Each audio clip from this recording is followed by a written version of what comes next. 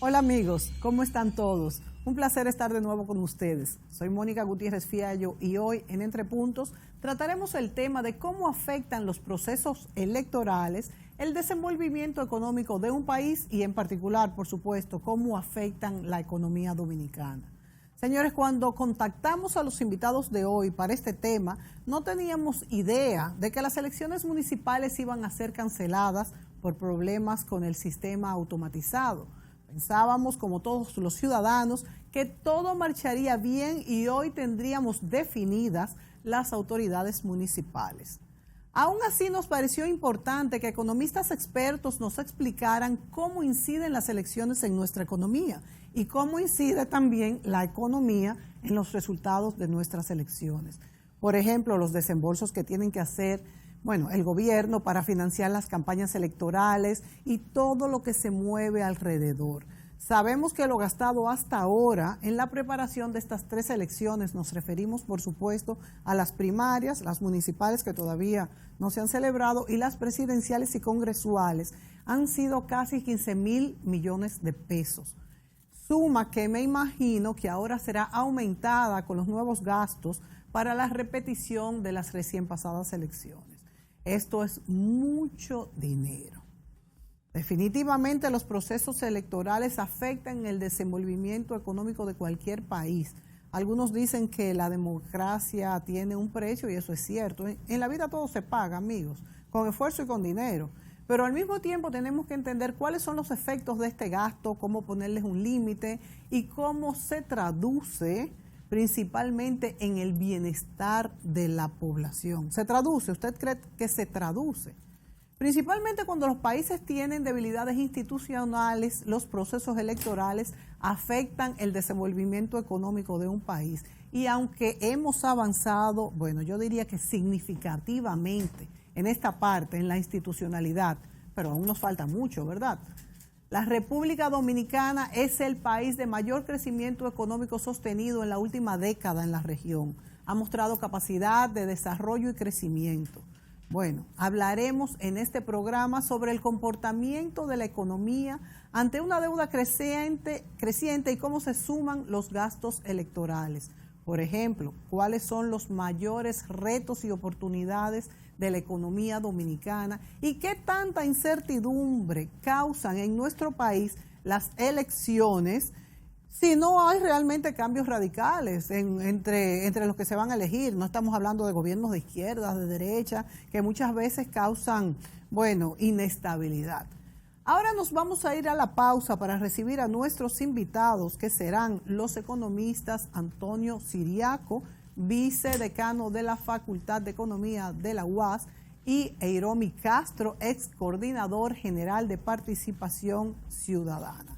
Antes de irnos a la pausa, les recuerdo que este programa llega a ustedes con la colaboración del Ministerio de Turismo de la República Dominicana, siempre preocupado por el desarrollo de un turismo sostenible. Nos vemos después de la pausa.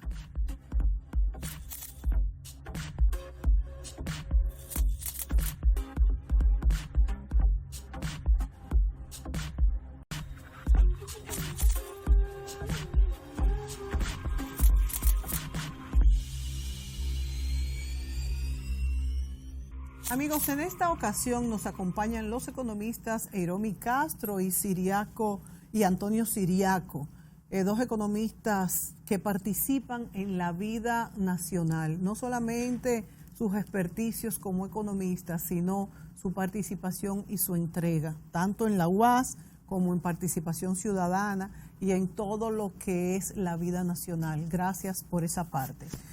Yo quisiera que comenzáramos hablando, si, como decía en la introducción, la República Dominicana en la región, tenemos el privilegio de ser el país que más ha crecido en la última década y quisiéramos que esto se mantenga. ¿Hasta qué punto en un año electoral esto se podría mantener? Ustedes estipulan que se mantendrá. ¿Y hasta qué punto este traspiés? Yo decía en mi introducción que cuando los invité para este programa no teníamos ni la menor idea de lo que iba a pasar con las elecciones municipales, y aún así ya estábamos preocupados por la cantidad de dinero que esto significaba, que son casi 15,000 millones de pesos. Ahora serán más porque, bueno, hay que hacerlo todo de nuevo. ¿Hasta qué punto nos afecta? Comencemos con Ciriaco, y también yo quisiera que Iromi me dé un poco de su experiencia allá en la Junta Central ante un momento tan difícil como fue para los miembros de la Junta, para el presidente y todos los miembros de la Junta Central Electoral también, tomar la decisión de suspender estas elecciones municipales. Pero comencemos con la economía, Ciriaco. ¿Cuáles son tus expectativas respecto al desarrollo de la economía en este año con todo este proceso electoral? Muchas gracias, Mónica, por tu invitación y compartir también con el colega Orami esta entrevista. Mira, yo creo que para uno analizar el impacto de estos procesos electorales, y básicamente que es un tanto complejo y que por primera vez se suspenden unas elecciones municipales, hay que hacer un poquito de historia a partir del año 2019. En el año 2019, por primera vez, se utiliza lo que son las primarias abiertas para elegir un candidato, y básicamente en el partido, en ese momento, según las encuestas, el partido más grande, ¿no? Según las encuestas. Y esta situación, al margen de sus resultados, que luego se dividió, pero ya en la primera mitad del año 2019 se veía un proceso de ralentización de la economía producto de el impacto y la incertidumbre política. El Banco Central, inmediatamente al ver esta situación, utilizó una serie de estímulos, 34,000 millones de pesos de encaje legal, se colocaron a través de los diferentes sectores productivos. Y esto, al final, con todo el mes de diciembre, que se duplican los medios de pago, la economía creció en el mes de diciembre 6.7 y terminó con un crecimiento de un 5.1. Oye bien, todo ese esfuerzo que se hizo para que la economía creciera al 5.1, que había sido un crecimiento que la economía dominicana lo había tenido sin ningún esfuerzo, en el sentido de que hay que tomar en consideración que todo el sector privado representa más del 80% de la economía y el sector público un 16%. Por lo tanto, en la medida que tú generas certidumbre a un sector privado, fluyen las inversiones y eso hace que se motorice la economía. Claro. Ahora, la parte política, la parte electoral, había ralentizado las inversiones en ese sector, claro, incorporando elementos que habían surgido en el sector turismo. Eso hizo que la economía, como dicen, a puro estímulo pudiera crecer un 5.1. Este año es un año muy parecido y quizá hasta más complejo que el año pasado, porque formalmente hay dos procesos que son elecciones municipales que se han suspendido, que eso no estaba en la ecuación, y además un proceso ya, unas elecciones congresual y presidencial con una altísima probabilidad de una segunda vuelta, es decir, que son en estos momentos 4 procesos electorales que hay que llevar. Eso, obviamente, que ya tiene un impacto negativo en la economía. Eso yo creo que debe llamar a la preocupación. Si tuviéramos una bolsa de valores, tuviéramos ahora mismo inmediatamente por aquí. Más que nada un mercado de capitales. Claro. Exacto. Pero claro, un aquí, mercado de capitales, porque bolsa de valores lo sí hay, tenemos. más de 20 años con una bolsa de valores. Son títulos básicamente. O sea, acciones me refiero, nuestras. De deuda de corto plazo. Pero hay un elemento importante que es el tipo de cambio, que siempre fluctúa y ya uno comienza a ver poco a poco que el tipo de cambio ha venido deslizándose en estos días. Estamos diciendo que... No, y de hecho desde las primarias. Claro. No, y el Banco Central tuvo que utilizar reservas precisamente para bajar un poco las tensiones. ¿Hoy en cuánto anda la prima? Está ahora mismo en 53.40. Es mucho en los últimos tiempos. Y en 53.40, y eso podría... Pero hay un elemento también que influye, es que el Banco Central y las autoridades monetarias a principios de año colocaron los bonos como una forma de adelantarse y tener recursos suficientes para anclar las expectativas de lo que podría ocurrir en el futuro. O sea que esos 2.500 millones están que en se reserva. pusieron están en reserva. Sí. Eso por lo menos nos tranquiliza entonces y eso bastante. por lo menos rompe y ancla las expectativas. Es decir, estamos hablando de que en el 2019, a diciembre del 2019, las reservas netas del Banco Central rondaban los 8.200 millones de dólares. Si tú le sumas que esos recursos que están ahí estamos hablando de que el banco hoy podría tener reservas que superen los 10.000 millones, por lo tanto eso genera... Siriaco, pero entonces reservas históricas. Estas medidas, sí, reservas históricas, Claro. como dice Hiromi, estas medidas que se criticaron, esta puesta en mercado de estos 2.500 bonos por ser muy a principio de año, por ser casi todo lo que estaba contemplado en el presupuesto, Claro. entonces fue una muy buena medida. No. Si es para tenerlas para un uso de que habría que hacerlo, que es para inyectar en la economía, para mantener la prima del dólar. En términos estratégicos, Mónica, la colocación fue correcta en el momento, porque venía una situación política, la situación política siempre, aprendiendo precisamente del año 2019, la situación política te genera incertidumbre, esa incertidumbre se traduce como no hay, como decía Hiromi, no hay un mercado profundo de capital, los mercados aquí no son profundos porque son títulos de corto plazo, sí. y entonces No se no se transacciones. refleja, y donde se refleja es en el mercado cambiario. Entonces, eso en cierta manera puede que contengan tanto todo ese proceso de volatilidad del tipo de cambio. Pero aún así, yo estimo, Mónica, que este año el Banco Central no tendrá la posibilidad De contener. de estímulo, vamos a decir. Primero, ¿qué ocurre? Cuando el Banco Central libera recursos y lo coloca a través de la banca privada, son los agentes que se endeudan. Si tú harías lo mismo, tú vas a encontrar que muchos agentes ya están endeudados. Por lo tanto, el efecto de esas políticas se limitan. Entonces no va a ser, sencillamente, no va a tener el mismo efecto, la misma efectividad que en el año 2019. Por lo tanto, yo creo que una de las consecuencias que vamos a tener es que el crecimiento de la economía, yo creo que puede terminar por debajo de un 5%. Que es lo mínimo supuestamente que se el estipula. 5.1, es el crecimiento potencial Eso de la implica economía. que la economía se ralentiza. Es Se decir, ralentiza, correcto. Crecemos, pero no a la misma velocidad del periodo anterior. Correcto. Esas situaciones se dan en periodos eleccionarios, siempre y cuando las expectativas de cambio o la inseguridad de que si habrá un cambio o no se planteen sobre la mesa. Fíjate que no es lo mismo un estudio que hizo el colega, amigo, fraterno Iván Juárez G. Cortiñas con relación al comportamiento de los años electorales en la economía. Él descubrió que en 4 ocasiones desde el 96, 6 elecciones, no hubo un impacto, porque en esas 4 ocasiones simplemente... Ni malo ni bueno, no hubo un impacto. el presidente que era también candidato se reelige sin mucho problema, tiene una expectativa de reelección alta, entonces eso genera más confianza en los elementos económicos. Pero cuando sí existe incertidumbre, que es la palabra, es el terreno donde nos tenemos que situar y donde generan las expectativas altas o bajas en un momento determinado en cualquier parte del mundo. En cualquier parte Así del es. mundo En las cualquier parte del incertidumbres se reflejan en la economía. En la economía inmediatamente. directamente. Y en los mercados de capitales, como Mucho tú dices, se más. refleja mucho más porque es a diario. Y entonces los índices se reflejan Correcto. mucho más rápido, que es algo bueno. Y esto al mismo tiempo se refleja en la economía Inmediatamente. Hace mucho... Es algo bueno y malo, tiene su bueno y su malo. Hace mucho Carlos Slim dijo algo que está dicho en los tratados de economía, pero él lo dijo de una manera muy llana y muy clara. Él dijo, la crisis en los países ricos la pagan los ricos, la crisis en los países pobres la pagan los pobres.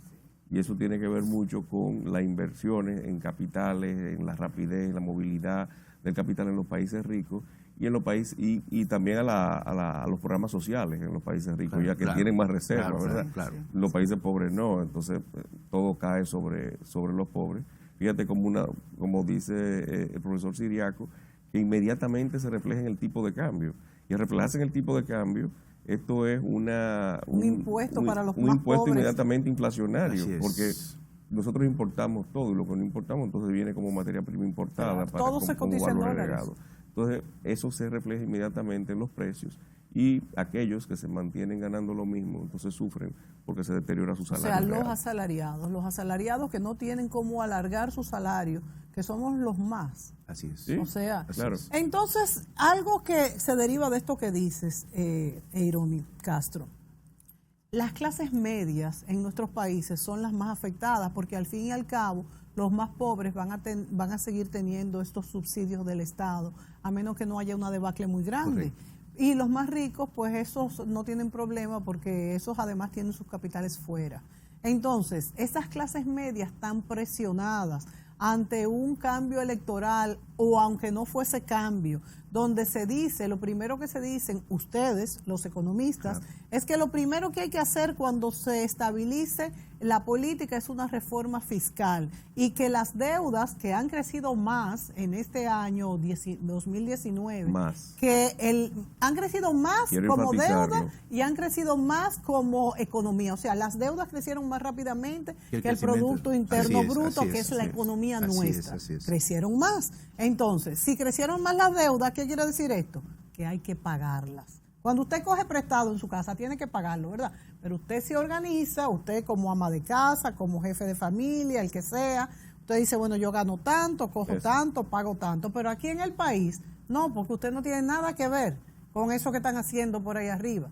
Pero resulta que usted va a tener que pagar, porque usted va a tener que decir, de lo que yo gano, va a tener que pagar más, sea usted un empleado, sea usted cualquiera, ¿verdad? Entonces, yo les pregunto a ustedes que son los expertos y que son los que hacen esas recetas de que una reforma fiscal es inminente. ¿Cómo va a ser una reforma fiscal para una clase media tan presionada? Y por eso es que ustedes ven que hay gente en las calles ahora mismo protestando y que dicen que ya no pueden más. ¿Por qué? Porque mire, si no tiene carro, en transporte se le va. ¿Cuánto gasta usted, muchacho, en transporte? Ariel, ¿cuánto tú gastas diario? Tiene la suerte que le buscan. Pero los que no lo buscan, y a los que tenemos carro, salen bastante caros porque hay que arreglarlo, hay que echarle gasolina. El costo para la familia en transporte es enorme. Entonces, entre transporte y comida, se van los sueldos del que es asalariado. Y al televidente que no calcule aquel que paga metro, que paga carro público o guagua. Si tiene un automóvil, tiene que calcularlo también. Claro. Entonces está pagando una gasolina muy alta. Sí. Yo siempre digo que nosotros pagamos una gasolina a precio de California. Y con muchos impuestos. Con muchos impuestos. Con calles que no están en las mejores condiciones y el deterioro también del automóvil, la obsolescencia se multiplica, avanza más rápido. Y eso es un costo adicional para la familia, que necesariamente tiene que tener carro. Y vivimos en una ciudad que es la ciudad que tiene más automóviles. Y si tiene dos hijos, uno en la universidad y otro, de América, tiene que tener dos carros. Así es. Claro, porque así es. No puede, ya en este país no se puede llevar a un hijo, llevar a otro, como éramos cuando éramos pequeños, que a todos nos llevaban. Entonces, si hay 3 carros en la casa, se paga mantenimiento, se paga la planta, se paga... El transporte es una carga alta para la familia. Muy fuerte. Y más para la clase media. Arturo Uslar Pietri, el literato venezolano, nos calificó como el club de los pendejos, porque somos los que pagamos luz, agua, basura. En mi caso yo pago todo. Todo, ¿verdad? Todo. Pero tú sabes que hay algo, tú mencionaste, y tú lo estás desarrollando, Iron, escúchame. No. Es las clases medias. Por ejemplo, las clases medias en sociedades como la República Dominicana, donde el Estado tiene deudas importantes, deudas incluso que se reflejan en malos servicios públicos. Sí. El servicio del transporte, el servicio de agua potable, el servicio de electricidad. Entonces, cuando tú analizas el salario que recibe, por ejemplo, una persona de clase media, que verdaderamente es la forma de tú calcular la presión tributaria. Sí, no son los ingresos tributarios con respecto al PIB, sino los salarios con respecto al PIB. Y tú te das cuenta de que la presión tributaria de un clase media en la República anda Dominicana por el 40%. Anda, oye... Pagamos impuestos de Suiza, viviendo en Zimbabue. Lo que se descuentan, lo que hay que pagar, la seguridad social, la gasolina, los ITEVIS, se meten el 40%. Entonces, nos dicen que la presión fiscal de nuestro país es de un 14%, pero de un 14% porque la mayoría no paga. Entonces, la clase media es la que paga. Entonces, otra cosa, dicen, no, pero que, por ejemplo, el que gana 100,000 pesos gana mucho dinero. Calcule a ver si le alcanza. No, pero oye bien, mira, tú, aparte de los impuestos que te descuentan, tú tienes costos adicionales, tienes que pagar un servicio adicional de basura, tiene que pagar tienes que tener cisterna, tiene que tener una seguridad en tu casa. En tu casa. Todo eso. La tiene planta, que tener una o el planta inversor. eléctrica o un inversor. Todo eso son servicios adicionales que cuando tú los sumas, Es más los mucho impuestos dinero, tradicionales, señores. es mucho. Sí, sí. Por lo tanto, yo creo que un pacto fiscal tiene que tener un relato diferente, no sencillamente de aumento de impuestos, sino también que eso vaya con el mejoramiento de servicios Claro, públicos que por eso que tiene que ser profundos. la reforma, es lo Claro. que quiere decir el doctor Siriaco, tiene que venir por un pacto fiscal. Claro, por un pacto, No pero una un reforma. compromiso verdadero, donde el Estado asuma y donde el Estado también ponga de su parte. Ponga de su parte. Porque, por ejemplo, ¿por qué tú crees que tú le preguntas a cualquier persona común y corriente, ¿tú estás de acuerdo con el pacto fiscal? La gente lo que inmediatamente lo asocia con más impuestos. Más Sí, impuestos. sí. Porque dice, yo no lo voy a Pero pagar es que más impuestos. al final Pero se no en traduce calidad de eso. gasto. Y no en calidad, Que exactamente. también es parte del Claro. proceso. Entonces también. ahí voy, la gente dice, yo voy a pagar más impuestos para que el Estado haga con eso cualquier otra cosa. Entonces el Estado tiene que asumir un compromiso también, como tú decías, Airomi, tiene que asumir un compromiso de mejorar la calidad del calidad gasto del público. Mira, que una de las cosas que se dan en el estudio que publicó el licenciado N.G. Cortiño es que no se denota en los años electorales un aumento del circulante significativo. No se No, denota. lo que sí se denota es un reenfoque del gasto. Es decir, las áreas prioritarias aquellas se descuidan y entonces se va más a políticas sociales Claro. que se derivan en prebendas políticas del gobierno. Es decir, o del partido que esté gobernando Porque en ese una cosa momento. es el gasto social Fíjate. institucionalizado Exacto. y otra cosa son las prebendas sociales. Claro. Exacto. El gobierno tiene un 16%, pero es el mayor empleador.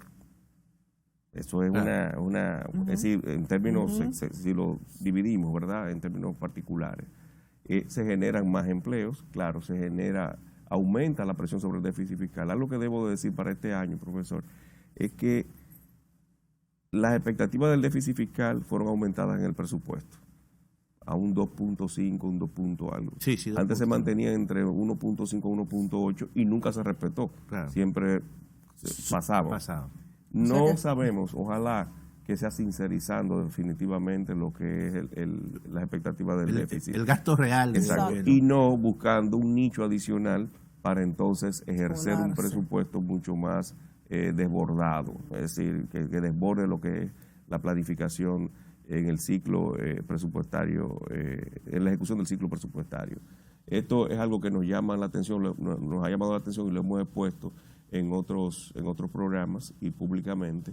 Lo mismo que acaba de decir el doctor Siriaco con relación a la emisión de los bonos. Ciertamente, enfocado de esa forma, es lógico, pero esa emisión debió hacerse supuestamente a finales del trimestre o a principios del segundo trimestre para buscar y hacer la ejecución presupuestaria en función de lo que estaba planificado. Es decir, todo está planificado. Es como el gasto social, la compra de los electrodomésticos y todo eso. famosos. Está presupuestado, pero el momento es otra cosa.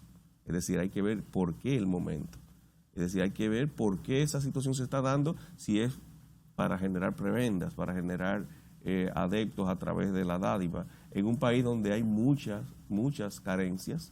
Es decir, un plan social, por favor, con electrodomésticos, eso no es. Los electrodomésticos son bienes muy elásticos, Sí, no claro. inelásticos. Ahora, alimentación sí, porque esto va a resolver necesidades fisiológicas. Y si está dentro de la planificación, bueno, nosotros no podemos decir que no se haga. Claro. Ahora, la ley está ahí y la ley hay que cumplirla. Ahora, Los gastos hay sociales. un elemento que yo quiero que tocó Airomi, es el caso de la composición del gasto. Sí. Porque hay gasto y el momento, evidentemente, que cambia en los procesos eleccionarios. Pero hay una situación que es el tipo de gasto. Por ejemplo, hay gasto, si tú lo comparas con el año pasado, esto es un año electoral, el gasto de publicidad, por ejemplo, ahora mismo, en los primeros meses, se ha disparado con respecto a los primeros meses del año anterior. Mucho. El gasto, por ejemplo, en alimentos también se ha disparado.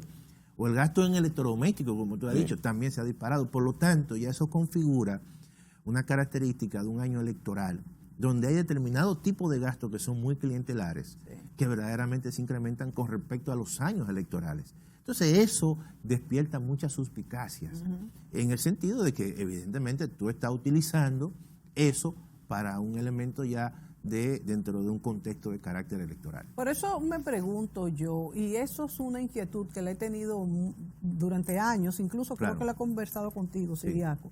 Si estos gastos sociales, así como conseguimos, porque no podemos negar que hay gastos sociales que el gobierno hace en la actualidad, que no se hacían antes, que son necesarios. Pero así como se adelantó, por ejemplo, la misma seguridad social, que aunque maltrecha en la cuestión de las pensiones, y eso hay que reformarlo, pero por lo menos se comenzó. Pero así, la evolución de este gasto social no se puede institucionalizar y que tenga un principio y un fin y que no dependa del partido político que está en el poder, para que esto no sea un motivo de clientelismo, de populismo y de que yo te doy esto y tú me das lo otro. Vámonos a la pausa. ¿Y hasta qué punto nosotros podemos lograr en nuestro país, tú también, Airomi, como participación ciudadana, que ustedes han observado sobre este gasto social necesario, pero con principio y fin, para poder sacar a estas familias verdaderamente de la pobreza y que no se conviertan en parásitos sociales para toda la vida y por generaciones? ¿Qué podemos hacer? Volvemos.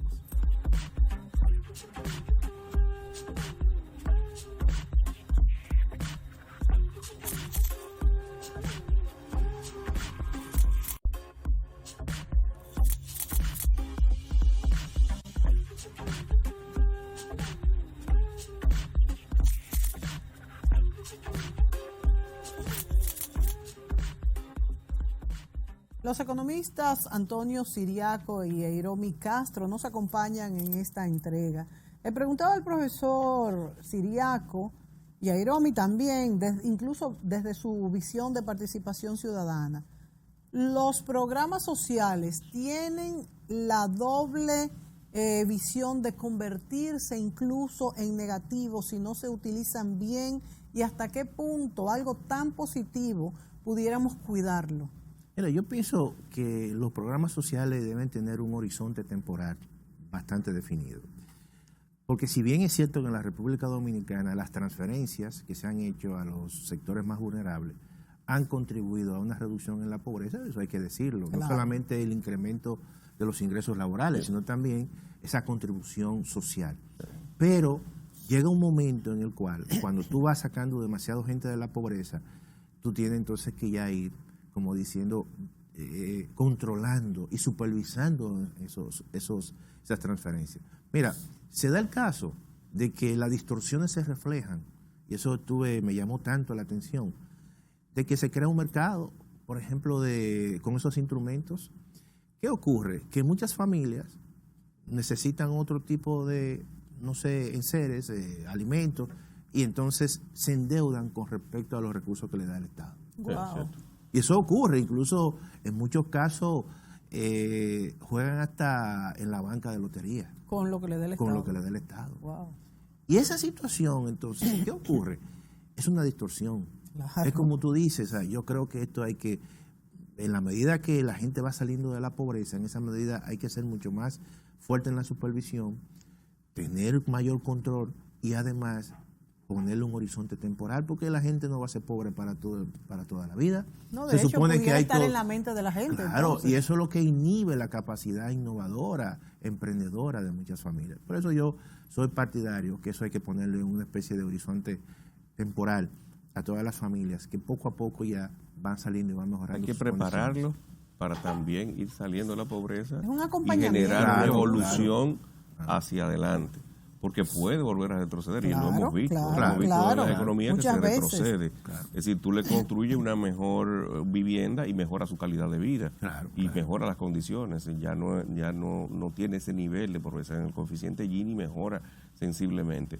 Pero si no produce, si no lo enseñas a producir, si no lo enseñas a mejorar, también dentro de ese espacio que es mejor, sus condiciones de vida, entonces puede retroceder. Quizás está más asegurado contra un ciclón, contra enfermedades, está más cómodo, pero quizás su calidad de vida no evoluciona favorablemente y genera entonces un estancamiento que puede derivarse también en un retroceso. Eventualmente una crisis, cualquier crisis le puede impactar muy sensiblemente en un retroceso. En cuanto a la deuda, señores, ¿qué pasa con la deuda? ¿Estamos más endeudados? ¿Es una deuda que podremos pagar? Muchos economistas dicen incluso, bueno, pero las deudas nunca se pagan, se reenganchan. ¿Cómo es que esto funciona? Y al final se le vende a uno como deuda mala y pagamos menos. ¿Cuál es el horizonte? Déjame hacer una introducción para que el profesor Siriaco continúe. El sistema capitalista es un sistema de deuda. Las deudas no son malas, siempre y cuando tú las puedas pagar y tú puedas generar con ella la riqueza para tú generar también los pagos y generar riqueza y distribuirla en aquellos que son los elementos económicos que te generan esto. El problema está en cuál es la circunstancia, cuál es el enfoque que le vas a dar a esa inversión. Es decir, viene inversión y no gasto, claro. Inversión y no gasto, para que se ponga a producir ese dinero que tú has tomado prestado. Mucho va a gasto social y entonces ya tú dirás, pero ¿es inversión o no? A final de cuentas el gasto social es una inversión porque es en la gente que tú lo haces, supuestamente. Vamos, esto es el enfoque teórico, ¿verdad? Lo que debemos es analizar cuáles son nuestras circunstancias y cuáles son las expectativas económicas internas y también externas. Los análisis que he hecho con amigos banqueros, incluso norteamericanos, ellos siguen siendo muy optimistas con la República Dominicana. Y dicen que si el barril de petróleo se mantiene bajo los 88, 85 dólares, si la inversión extranjera sigue llegando, fluyendo a la República Dominicana y podemos mantener ese ritmo de crecimiento con esa inflación controlada que vemos como la situación no es tan clara, porque ahora mismo nos hemos dado cuenta de que los números que ha dado el Banco Central y el Ministerio de Hacienda con relación al endeudamiento han estado un poco distorsionados, es un poco más. Por lo tanto, el déficit fiscal, al final, cuando los números salgan de verdad, va a ser un poquito más alto que lo que se han enunciado hace poco. Es decir, es un poco más grave el asunto. Si seguimos endeudándonos y no logramos los niveles de crecimiento adecuados, porque al calcular el crecimiento con relación al endeudamiento hemos quedado un poco por debajo, lo que te dice a ti que lo que nos ingresó fue menos realmente que lo que nos endeudamos, y eso es malo. Eso hay que cuidarlo. Muchos dicen, pero Estados Unidos está sobreendeudado, eso es otra economía. Japón está, Italia tiene un 101, son otras economías, no nos podemos comparar con ellas. Nosotros somos una economía en crecimiento, somos la 18ª economía de América, es decir, la más grande entonces en nuestra área, pero tenemos que cuidar esto. Muy volátil las variables sobre las cuales estamos. Inversión extranjera, que es muy volátil, y precios de petróleo con una situación en Medio Oriente y en Venezuela que puede estallar en cualquier momento, uno no sabe. Entonces, quise hacer este planteamiento para dejarle entonces al profesor. Muy bien. Mira, y es correcto lo que tú has planteado. Yo lo que creo que nosotros tenemos que tener una estrategia con respecto a la deuda, porque yo creo que los países tienen capacidad de endeudamiento hasta donde su sistema tributario le permita. Como tú has dicho, o sea, el sistema tributario japonés es muy diferente al sistema tributario dominicano. Absolutamente. Le puede dar capacidad para ellos tener ese nivel de deuda tan alto. Pero cuando tú encuentras un sistema tributario donde la presión tributaria no se incrementa de forma sustancial cuando la economía se incrementa, entonces eso le genera una restricción muy importante al gobierno para buscar los pesos y luego entonces pagar los dólares. ¿Qué ocurre? Ocurre lo siguiente, ocurre que tú tienes un entorno internacional favorable al endeudamiento, tú siempre vas a encontrar quien te preste. Entonces nosotros tenemos que tener mucho cuidado, porque si no tenemos una estrategia, entonces caemos en una trampa, como yo he dicho, de la burbuja de la deuda pública. Las tasas de interés son bajitas, tú tienes tasas de interés aquí relativamente altas, para el inversionista es muy atractivo porque el spread, el margen es muy grande, entonces siempre va a encontrar atractivo a la República Dominicana. Te presta, tú emites deuda, te lo compran esa deuda y entonces la deuda va incrementándose. ¿Qué trae como consecuencia? Que cada vez más, cuando tú formulas el presupuesto, todo lo que tú tienes que pagar de intereses, más servicio de la deuda, siempre va a ser cada vez mayor. Por ejemplo, el año pasado, por cada 100 pesos que el gobierno recibió, 35 era para el servicio de la deuda. ¿Y ya este año? Y ya este año posiblemente sea mucho más. ya la República Dominicana y el gobierno está pagando más de intereses que la inversión pública que realiza. Es decir, nosotros estamos pagando alrededor del 3.5 de intereses. Oye bien, y la inversión pública es 2.5. ¿Qué significa eso? Que gran parte de los recursos que estamos nosotros recibiendo del endeudamiento es para, como tú dices, hacer un rollover, pagar deuda, reenganche, y no para hacer inversión. O sea que al fin y al cabo una gran parte de nuestros impuestos son para pagar deuda. Son para pagar deuda. Entonces, era lo que yo me refería. Entonces, exactamente, y la capacidad que puede tener el Estado para hacer políticas públicas de infraestructura, de desarrollo, que es lo que se uno limita, espera. Se limita. Entonces caemos en esa trampa. Mira, hay que decir lo siguiente, Mónica. Casi todas las crisis a nivel internacional de los países ha sido en los momentos cuando las tasas de interés son bajitas, la gente se endeuda demasiado, los países se endeudan mucho, y entonces cuando cambia el entorno, que tú no lo controlas a nivel internacional, entonces explota. Exacto, la situación, la burbuja. Esto mismo puede, si cambian los intereses, ya, porque no son a tasa fija la mayoría. No, y además que... Y además son en dólares. Así es. O sea que esto podría dispararse a sumas. No. Y otra cosa, no tenemos, que a veces los gobiernos, ustedes me corregirán, se acostumbran a que se vendió Tricón, que se vendió que la minería, o sea, cuestiones que dejan mucho dinero y no todos los años se dan. No, y además otra cosa, Ayrón me dijo algo muy importante, es los precios del petróleo.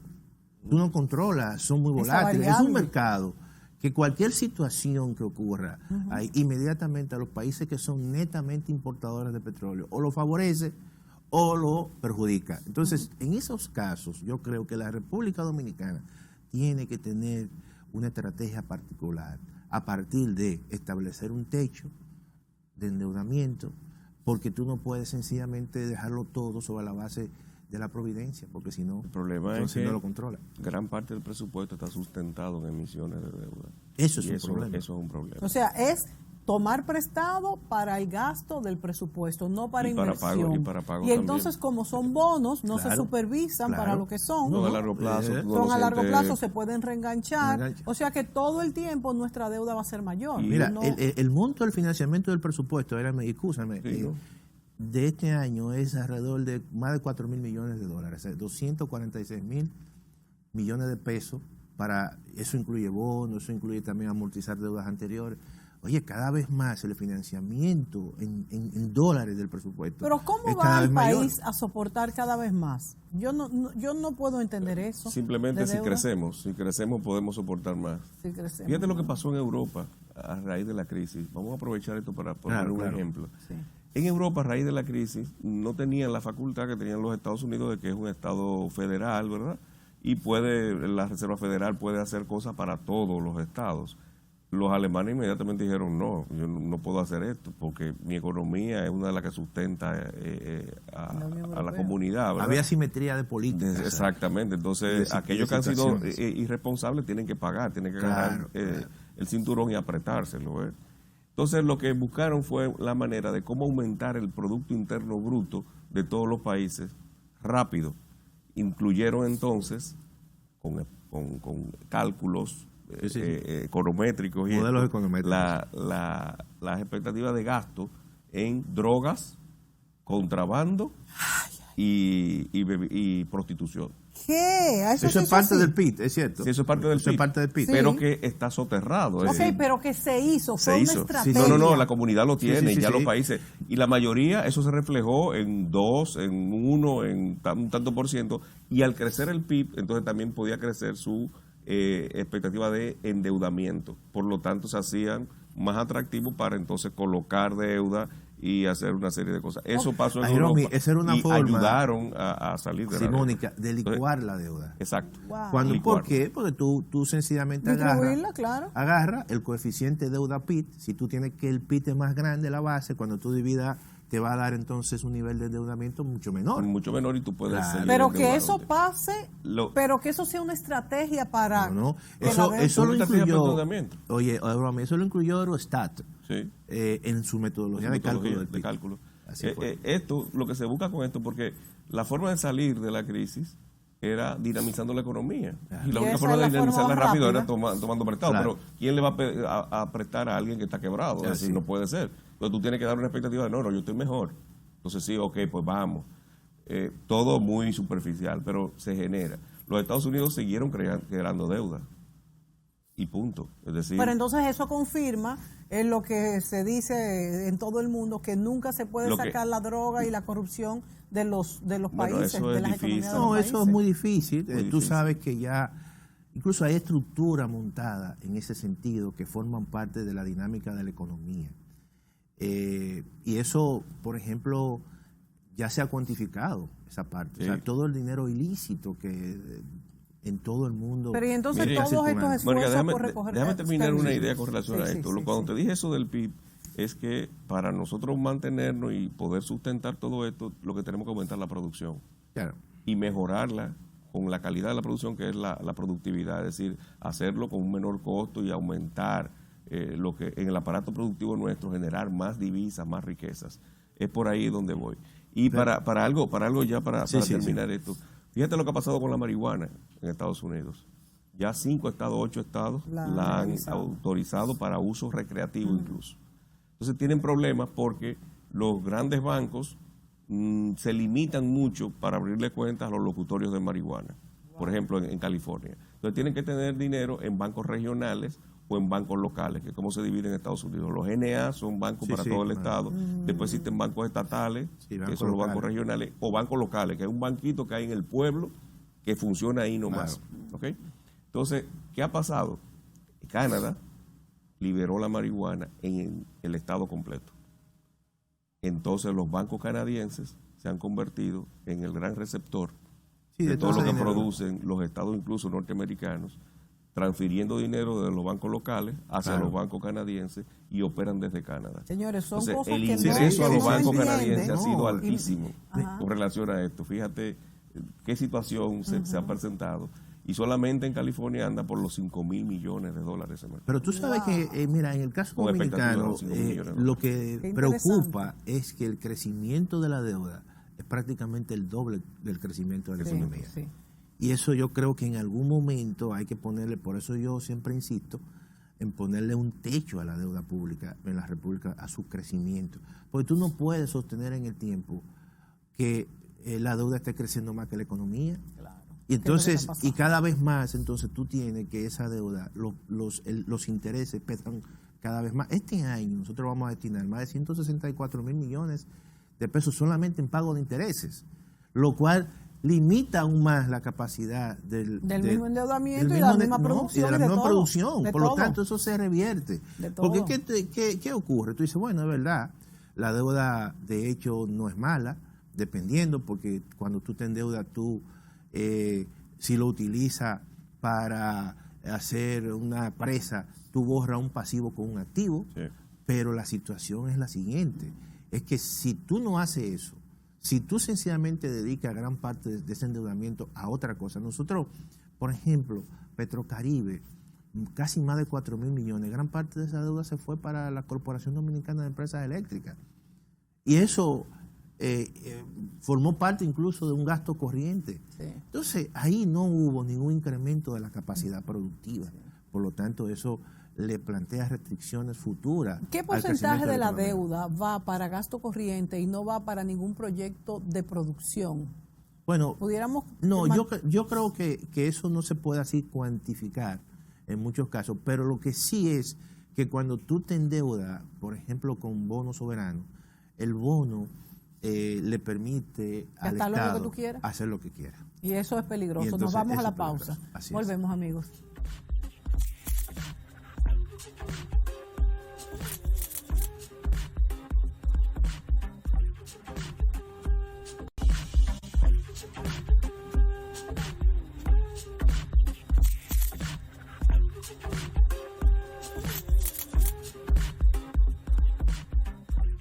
Señores, si la papa está tan caliente, ¿por qué quieren coger esa papa? Y hay pleito porque que quieren ganar. ¿Qué va a pasar con esta suspensión de las elecciones en estos cortos minutos? ¿Qué implica económicamente, Iromi?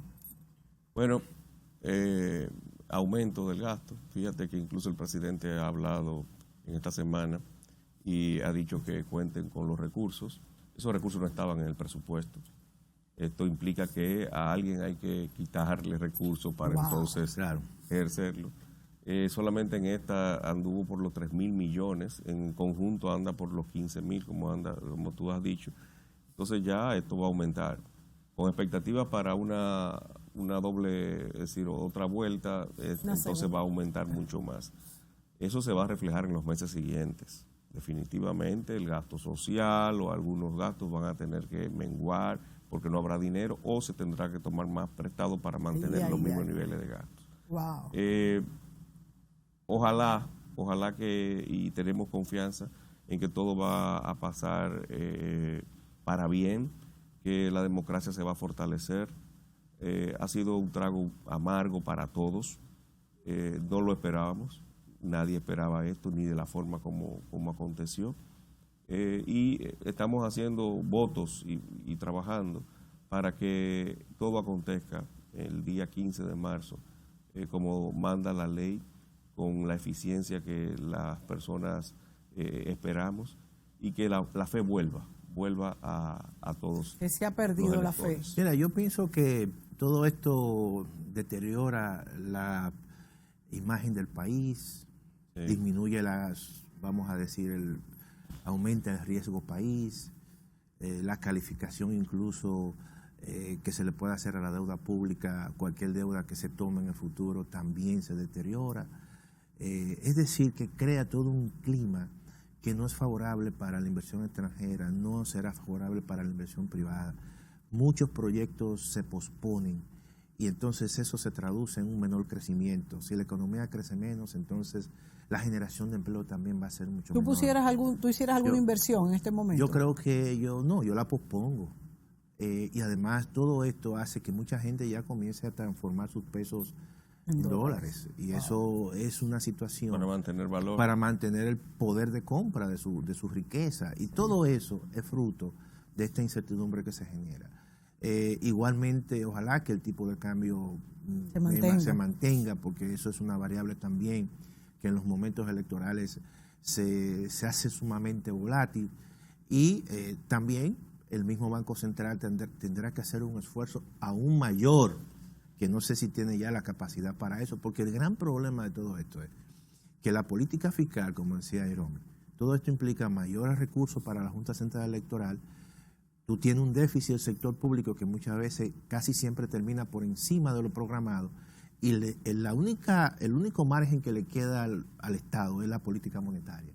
Si la política monetaria ya pierde fuerza, entonces tú vas a tener que la economía necesariamente pierde mucha fuerza y crece menos. Y hay devaluación. Señores, se nos acabó el tiempo. Nos quedan muchos temas por analizar, cómo recibe el país un nuevo gobierno, sea del mismo partido o sea de otro partido. Son temas interesantes que nos interesa a todos, a los mismos políticos, pero ya lo iremos analizando en el camino. Gracias a Jerome Castro y gracias a Antonio Siriaco por acompañarnos, y a ustedes, amigos, como siempre, los domingos a las 10:30 de la noche y los jueves a las 11 de la mañana. Esperamos el favor de su presencia. Hasta la próxima.